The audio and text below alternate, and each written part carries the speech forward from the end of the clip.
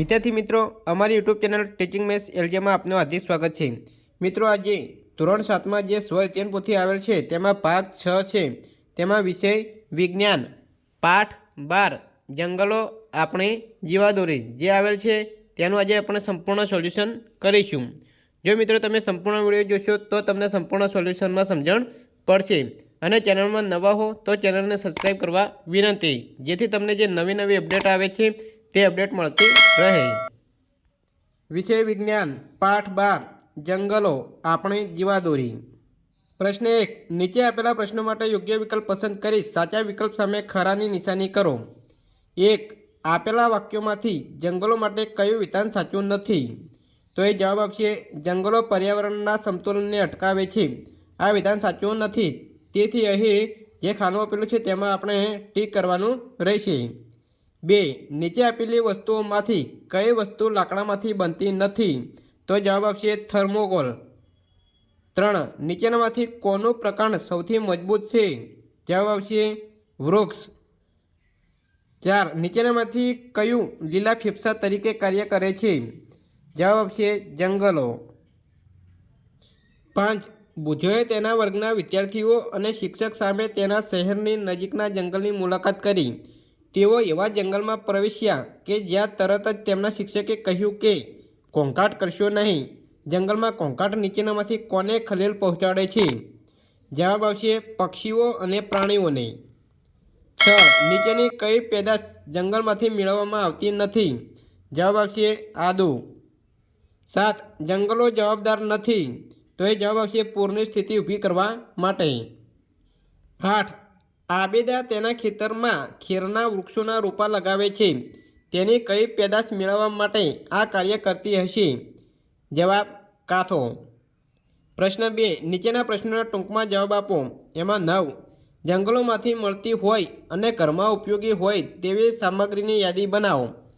જવાબ બળતણનું લાકડું, ગુંદર, તેલ, મસાલા, કાથો, ઘાસચારો, મધ તથા શાક, સાલ, શીશમનું લાકડું વગેરે ઘણી બધી વસ્તુ જંગલોમાંથી મળે છે અને ઘરમાં ઉપયોગી હોય છે। 10, વિઘટકો એટલે શું?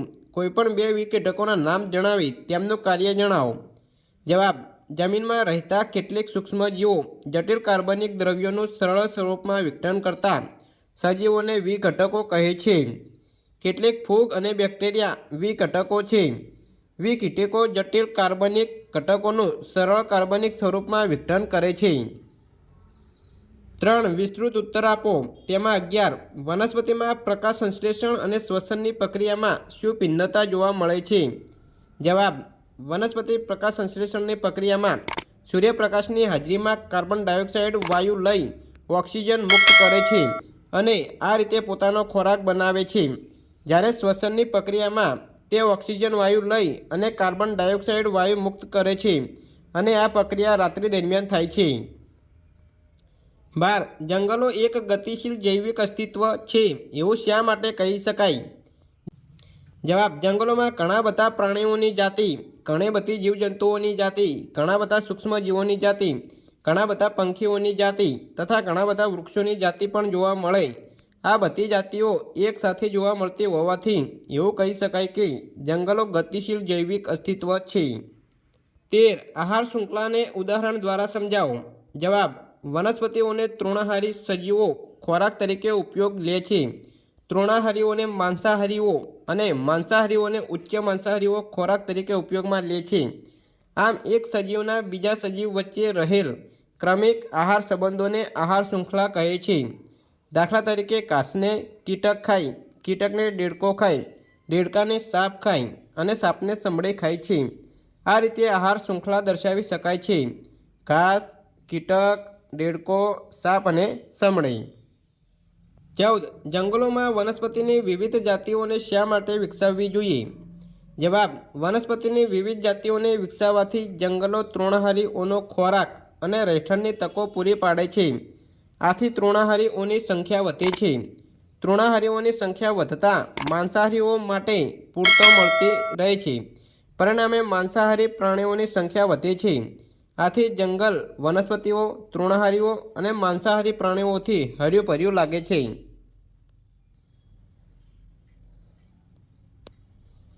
15.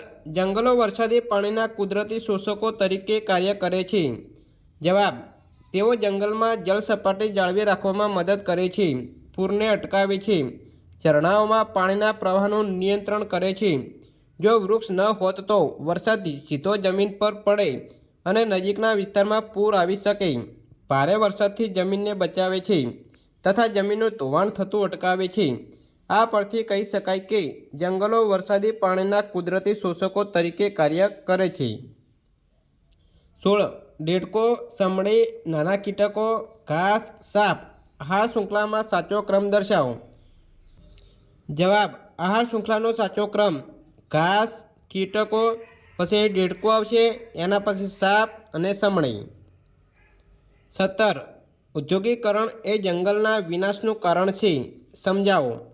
જવાબ: ઔદ્યોગિકરણને લીધે ઉદ્યોગોમાં કાચા માલની જરૂર પડે છે અને તે કાચો માલ જંગલોમાંથી આવે છે.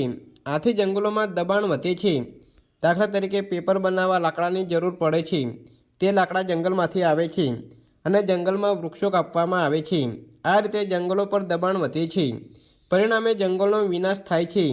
આ પરથી કહી શકાય કે ઔદ્યોગિકરણ એટલે કે ઉદ્યોગીકરણ જંગલમાં વિનાશનું કારણ છે. 18. જંગલમાં વનસ્પતિ, જમીન અને વિકીટકોનો આંતરિક સંબંધ સ્પષ્ટ કરો. જવાબ: જંગલમાં વનસ્પતિ દ્વારા ખરેલા પાંદડા જમીન પર પડે છે અને તેમાંથી વિઘટકો તેમાં રહેલ જટિલ કાર્બનિક દ્રવ્યોનું સરળ કાર્બનિક સ્વરૂપમાં વિઘટન કરે છે. આ પદાર્થો જમીનમાં ભળી સેન્દ્રિય પદાર્થોમાં ફેરવાય છે. સેન્દ્રિય પદાર્થો વનસ્પતિને પોષક તત્વો તરીકે ઉપયોગી હોય વનસ્પતિના મૂળ વડે શોષાય છે. આ રીતે જંગલમાં વનસ્પતિ, જમીન અને વિઘટકો આંતરિક સંબંધ ધરાવે છે. 19. જંગલો આપણી જીવાદોરી છે, ટૂંકમાં સમજાવો. જવાબ: જંગલો આપણને અનેક રીતે ઉપયોગી છે. જંગલોમાં વિવિધ પ્રકારની વનસ્પતિ અને પ્રાણીઓ હોય છે. જંગલો તેમને કુદરતી રહેઠાણ આપે છે. આમ જંગલો સજીવ સંપત્તિથી ભરપૂર છે. જંગલો માનવીને ખોરાક, ઘાસચારો, ઇમારતી લાકડો, બળતણ માટેનું લાકડું, જડીબુટ્ટીઓ, ગુંદર, રેઝિન, કાથો, મરી મસાલા, વાંસ, રબર વગેરે પૂરા પાડે છે. જંગલો જમીનનું ધોવાણ થતું અટકાવે છે. વગેરે અલગ અલગ રીતે જંગલો ઉપયોગી હોવાથી જંગલો આપણી જીવાદોરી છે. 4. વૈજ્ઞાનિક કારણ આપો. તેમાં 20. જંગલોને પર્યાવરણના ફેફસા કહે છે. જવાબ: જંગલોમાં લીલા વૃક્ષોની સંખ્યા વધુ હોય છે. લીલા વૃક્ષો દિવસે પ્રકાશ સંશ્લેષણની ક્રિયામાં વાતાવરણમાંનો કાર્બન ડાયોક્સાઇડ વાયુ લઈ પોતાનો ખોરાક બનાવે છે અને ઓક્સિજન વાયુ મુક્ત કરે છે. પ્રાણીઓ શ્વાસમાં આ ઓક્સિજન લે છે, જે ફેફસામાં રુધિરના શુદ્ધિકરણમાં ઉપયોગી બને છે. આમ જંગલો હવાને શુદ્ધ રાખવામાં અગત્યના હોવાથી જંગલો એ લીલા ફેફસા છે એમ કહેવાય. 21. પ્રાણીઓની વિવિધતા જંગલની વૃદ્ધિ અને પુનઃવિકાસ માટે જરૂરી છે. જવાબ: જંગલોમાં રહેતા પ્રાણીઓ જંગલની વનસ્પતિ પર સીધી કે આડકતરી રીતે આધાર રાખે છે. તેમાં પોષણ મેળવે છે અને ઉર્ષક દ્રવ્યો બહાર કાઢે છે, જે વનસ્પતિને પોષક દ્રવ્યો પૂરા પાડે છે. આ પોષક દ્રવ્યો દ્વારા જંગલની વનસ્પતિની વૃદ્ધિ થાય છે. આથી વનસ્પતિઓ નવી ઉગતી રહે છે, વૃદ્ધિ પામે છે અને પુનઃસર્જન પામે છે.